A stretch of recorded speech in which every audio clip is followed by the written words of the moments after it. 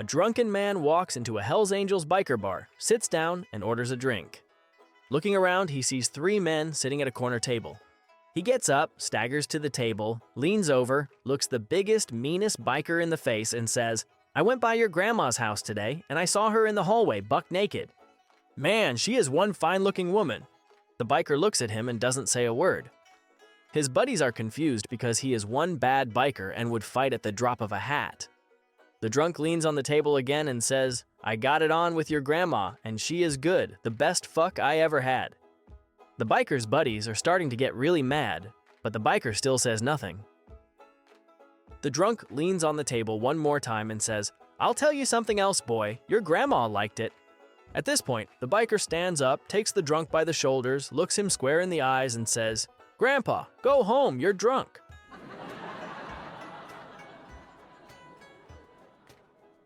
A woman awakes in the middle of the night to find her husband not in bed, so she puts on her robe and goes downstairs to look for him.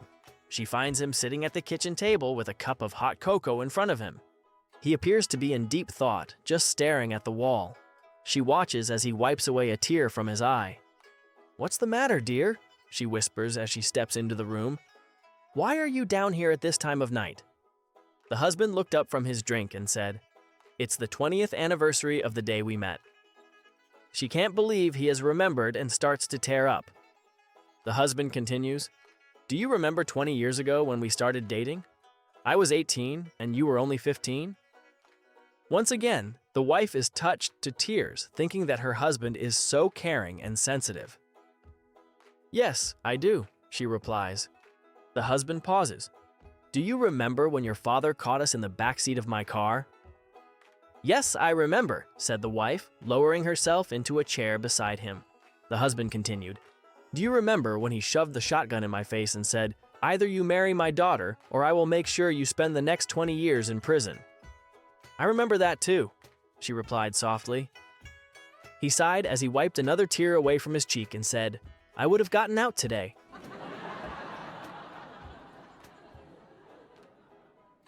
A lucky guy married a girl who ended up being a virgin. He was so excited he went to his father-in-law and told him, "Thank you for raising such an amazing girl for me to marry." The wife's father replied with, "Don't thank me, thank her mother." So he goes to his mother-in-law and tells her, "Thank you for raising such an amazing girl for me to marry." The wife's mother responds, "Don't thank me, thank my daughter. She took good care of herself." Happily, he goes to his wife and tells her, "Darling, you are the best. Thank you for being such a good girl and waiting for me." To which his wife responds, "Honey, don't thank me, thank my asshole."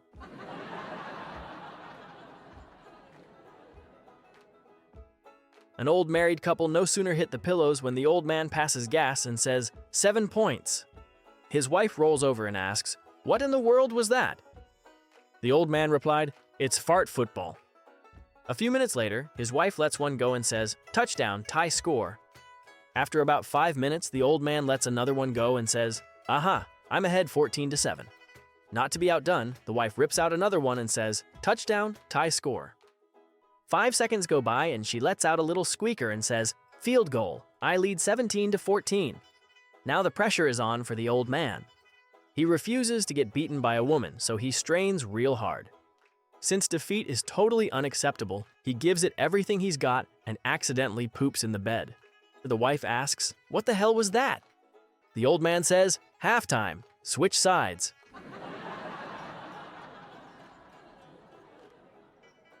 John O'Reilly hoisted his beer and said, "Here's to spending the rest of me life between the legs of me wife."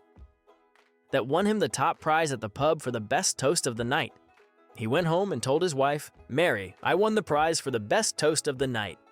She said, "Aye, did ye now, and what was your toast?" John said, "Here's to spending the rest of me life sitting in church beside me wife." "Oh, that is very nice indeed, John," Mary said.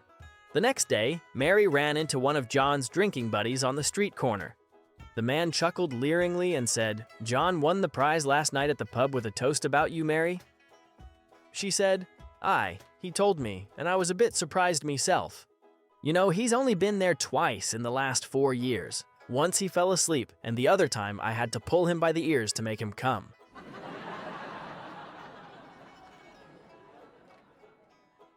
A woman was in bed with her lover when she heard her husband opening the front door.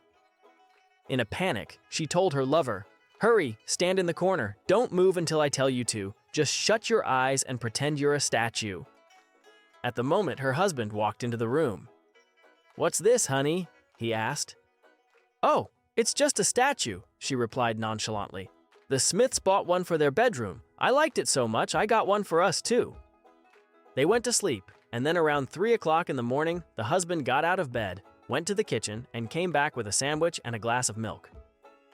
"Here," he said to the statue, "eat something. I stood like an idiot at the Smiths for 3 days, and nobody offered me so much as a glass of water."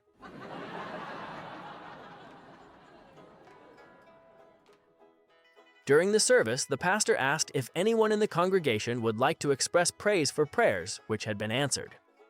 A lady stood up and came forward. She said, "I have a reason to thank the Lord. 2 months ago, my husband Jim had a terrible bicycle wreck and his scrotum was completely crushed. The pain was excruciating and the doctors didn't know if they could help him." You could hear an audible gasp from the men in the congregation as they imagined the pain that poor Jim experienced. She continued, "Jim was unable to hold me or the children, and every move caused him terrible pain. We prayed as the doctors performed a delicate operation. They were able to piece together the crushed remnants of Jim's scrotum and wrap wire around it to hold it in place." Again, the men in the congregation squirmed uncomfortably as they imagined the horrible surgery performed on Jim. She continued, "Now, Jim is out of the hospital, and the doctors say, with time, his scrotum should recover completely." All the men sighed with relief. The pastor rose and tentatively asked if anyone else had anything to say. A man rose and walked slowly to the podium. He said, "I'm Jim, and I would like to tell my beautiful wife the word is sternum."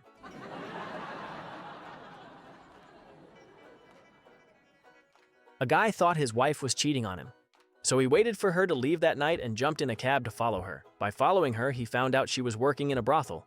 The guy says to the cabbie, "Want to make $100?" The cabbie says, "Sure, what do I have to do?" The guy replied that all the cabbie has to do was go inside the brothel and grab his wife and put her in the back of the cab and take them home. So the cabbie goes in.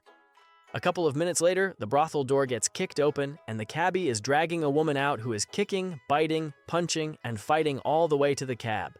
The cabbie opens the door to the cab, throws the girl inside, and tells the man, "Here, hold her." The man looks down at the girl and says to the cabbie, "This ain't my wife." The cabbie replied, "I know, it's mine. I'm going back in for yours."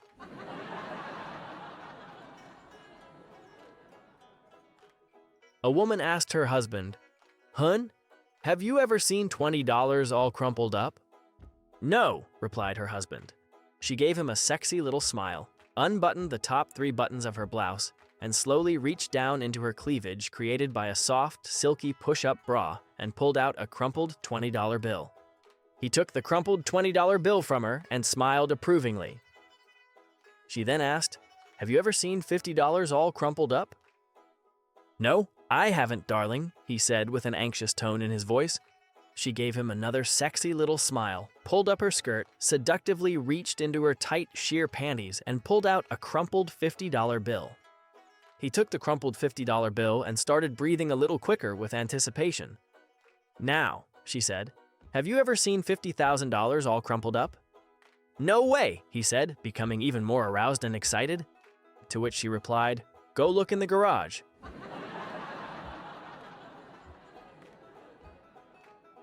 There was a man who had worked all of his life and had saved all of his money.